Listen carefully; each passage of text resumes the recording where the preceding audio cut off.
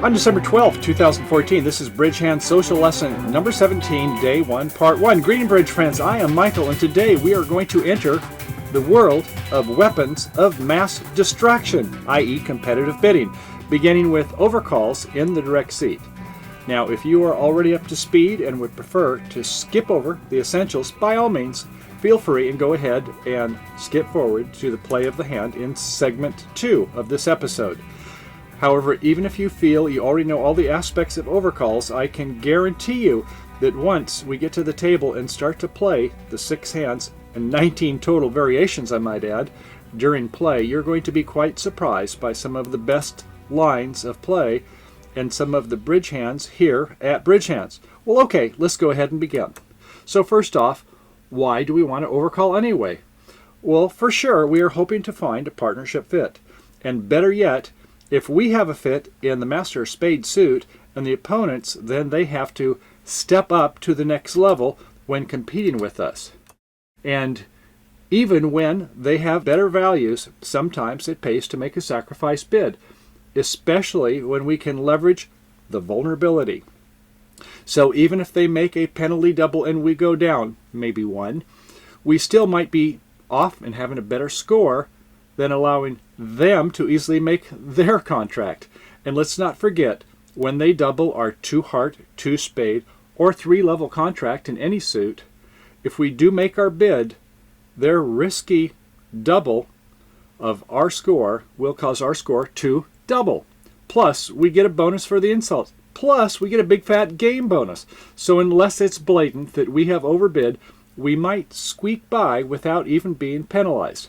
Now that gets us to the rule of 2, 3, and 4 that we discussed in a previous lesson, and that is that if we go down 2 with unfavorable vulnerability, if we go down 3 with neutral vulnerability, or if we go down 4 with favorable vulnerability, and they were going to make their game, then the risk-reward would be worth it. Just be sure you don't make a phantom sacrifice. That is where we make a bid where they can't make their game, and we go down too many when they would just be playing in a part score contract. Well, okay, and of course, we want to take a look at the preempts from a desirable effect to obstruct the opponents from making accurate bids, especially if they're in a game or a slam contract. We're consuming valuable bidding space. The oxygen in the room gets a little bit thinner. Now, assuming you make sound preempts with chunky primary honors, in your long suit, preempt bids provide partner with an excellent lead direction. Now, you know partners, otherwise they always seem to lead the 4th best of their own suits and never yours. So if you make a preempt and it is worthwhile, suit that partner leads where you have some chunky honors. So if your preempt suit is worthwhile, that is, it's got some good honors, and partner leads it, you might promote your suit in a no-trump contract. Or perhaps partner plays high-low, and you give him a ruff as well as a finesse and an honor in the dummy suit. I mean, it could happen. After all, you would rather first do your business with partner before they have a chance to ruff, finesse, promote, or whatever they do on their side suits. Well, and of course, conventional bids, bids that accurately provide partner a description of your shape or your strength, can be especially helpful. Certainly a takeout double shows the strength in the other 3 suits, right? As well as shortness in the suit that your righty, the opponent, has bid. Now accordingly, we can first double after then ignoring our partner's response and bid our own long, strong suit when we have a pretty 17 points or more to let partner that we have a strong interest in game when our partner has a modicum of help, maybe 7, 8 points or so. And when we Q-bid the opponent suit, or immediately jump to 2 no trump, we are showing a 2-suited hand looking for a partnership fit, as well as taking up valuable bidding space from the opponents. Now more on the Michael's Q-bid and the unusual 2 no trump in an upcoming lesson. Well, okay.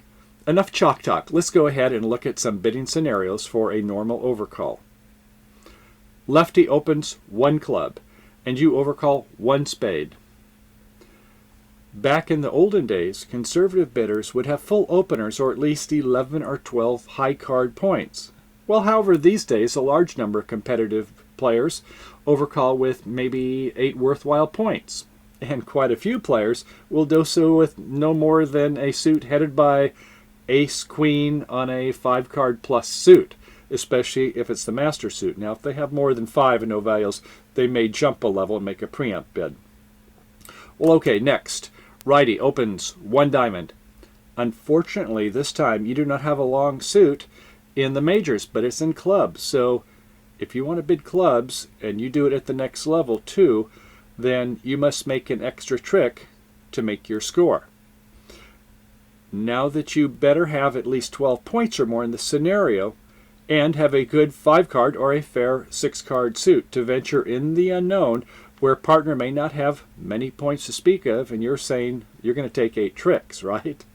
Okay, again, righty opens 1 diamond, but this time you have 15 to 17-ish points and stoppers in righty, right-hand opponent suit, so you can overcall 1 no trump to share the good news with partner. In a future lesson, we're going to get much more in-depth on no trump overcalls at the 1, 2, and count them 3 levels. Well, okay, looking at our first hand, our right-hand opponent opens 1 club with 3 toppers in the suit.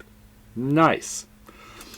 We may have only 8 high card points, and all of our honors seem to be working here, and if they win the auction, we would love to either promote the suit if the opponents are no trump, or perhaps give our partner an early ruff. And on the lay of the cards here, we might even get in a finesse to win the first 3 tricks all on our own.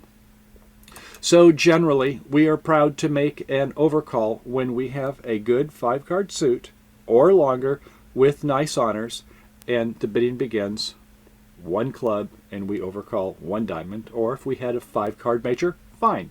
We'll do it also without a lot of extra points. Okay, so on our second hand, the right-hand opponent has a 1 diamond oper. Uh-oh, this time our 5-card suit is a lower ranking than righties, so if we're going to bid, this is the situation where we have to come in at the 2 level. Do we have enough points? Well, yes, indeed. We have a good 5-card suit with 3 working honors, which we love, 12 high card points, plus 1 for length with a 5-card suit, mind you. So, without fear or trepidation, we overcall 2 clubs. So, do you see the added benefit with this bid? Lefty, our left-hand opponent, could no longer bid a 4-card major suit, even if they do have 10 points plus. They should have 5 to come in at 2 level, right? 5 in dime bid, 10 points, and 5 are longer in a suit. And while they can make a negative double with 1 4-card suit, which suit is it? And if our partner goes up 1 level in our suit, they're going to have a hard time finding it, aren't they, if they come in at the 3 level on our partner. And looking at the 2 exposed hands, they probably would have 4 spades, and partner has 5 of them, right? Or perhaps left-hand opponent has 5 spades, but not 10 points, and must either make a negative double or just pass. Either way, when we overcall 2 clubs or a preemptive 2-level bid, life for the responder is tough, isn't it? On our third hand, East has a reasonable hand with spread honors, and despite the fact that they have a 4 triple 3, they're going to open 1 diamond with a nice minor suit. Fortunately, as we see here, we are blessed with 15 high card points plus 2, not 1, but 2, count them, stoppers in the righty suit. So you know what that means, right? Right, we overcall 1 no trump, and we are optimistic that we can promote our club suit to make maybe 4 or 5 tricks in that suit, plus a few in diamonds, and some more in our good partner's hand, right?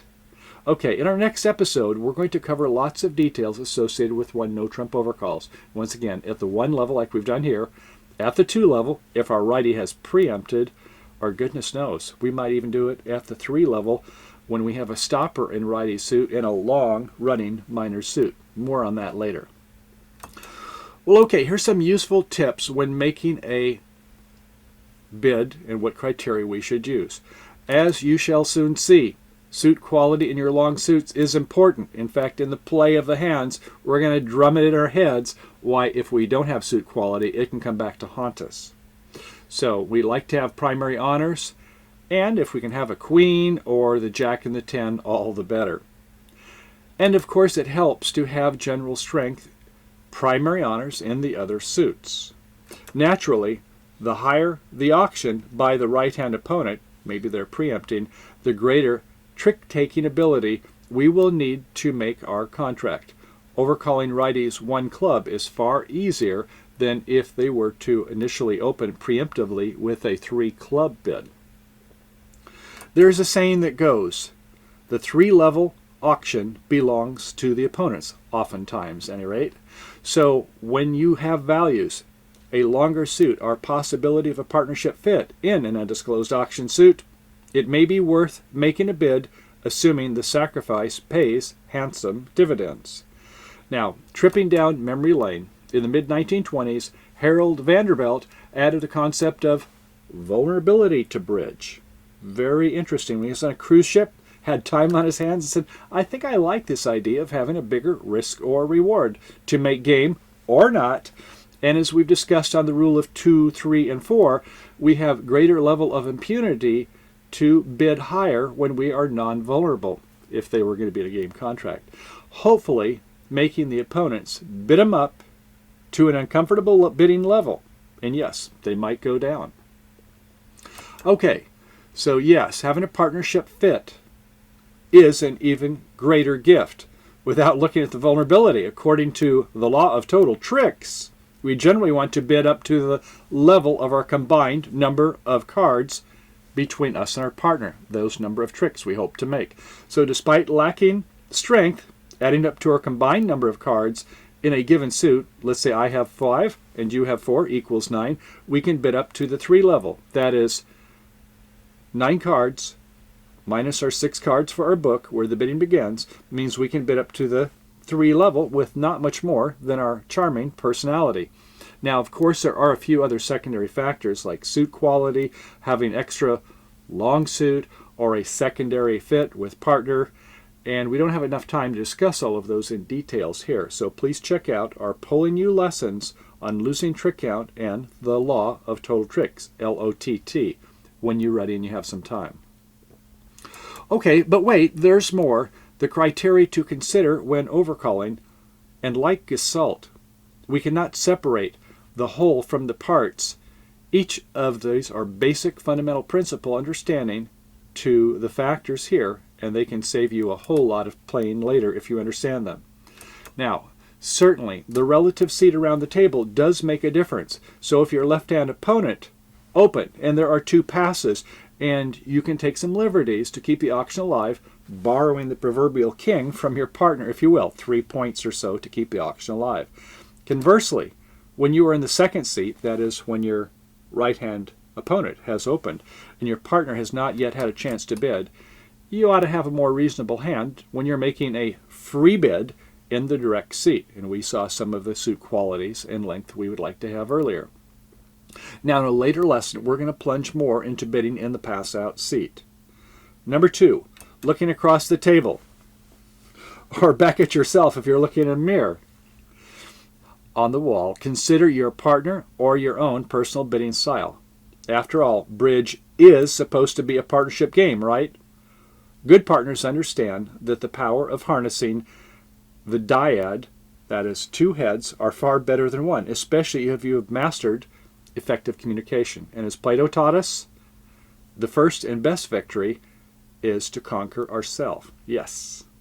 Well, okay, as we gain proficiency, we look at bridge as far more than just looking at our own 13 cards. So after evaluating your hand and strength, consider the bidding inferences and assets in both the values and shape of everyone's hand around the table. When you have a long suit, you should wonder who else either has a long suit, a short suit, or maybe some 2-suited hands. And if your opponents hesitate, seem to make inadvertent gestures, have quirky mannerisms or other tells, by all means consider the implications, perhaps at your own peril, but at least be aware of what they are. Now, naturally, keeping partnership trust is paramount, and once lost, it's hard to earn it back despite your elegant, stated good intentions. Or as the saying goes, we judge others by their actions and ourselves by our intentions? Maybe not.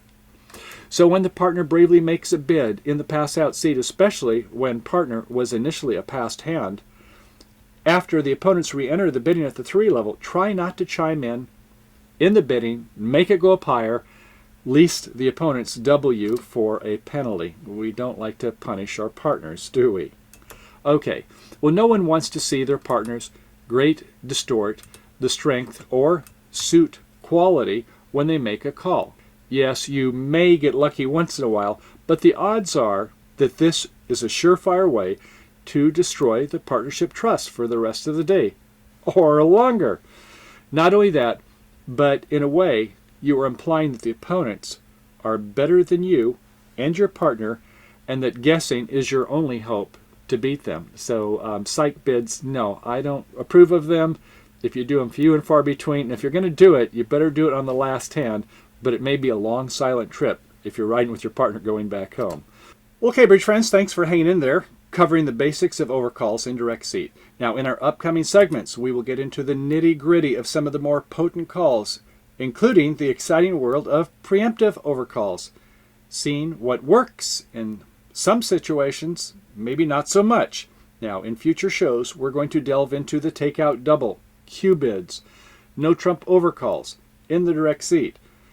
But wait, there's more as the plot thickens when we, as responders, make bids after our partner has made a bid, or maybe making a call when our partner is a pass hand. Also when the left hand and right hand opponent have made bids. Yes, competitive bidding and the associated play of bridge hands are truly one of the most exciting aspects of bridge, or as Dr. Joe Vitale once said, a worthwhile goal should scare you a little bit and excite you a lot. So come on by bridgehands.com, log in, and tune in for the rest of this show, plus hundreds of hours of videos in our past shows. Now, those with the free premium or ultra membership can check out our next segment where we will play 4 hand variations on the basic overcall. And for our premium and ultra members, we have lots of fun bidding and playing an additional 15 hands, count them, 15 more, with some surprising twists and turns, tips, as well as a couple traps that you and your partner will want to avoid. And our ultra members have the added benefit of viewing our Hot W, the hands of the week, with unstructured lessons where we contrast real bidding and play by an assortment of different players at different tables, all at the same time playing the same bridge hands. So as always, I hope you have a fun day playing bridge, and I look forward to seeing you on the flip side. Bye for now.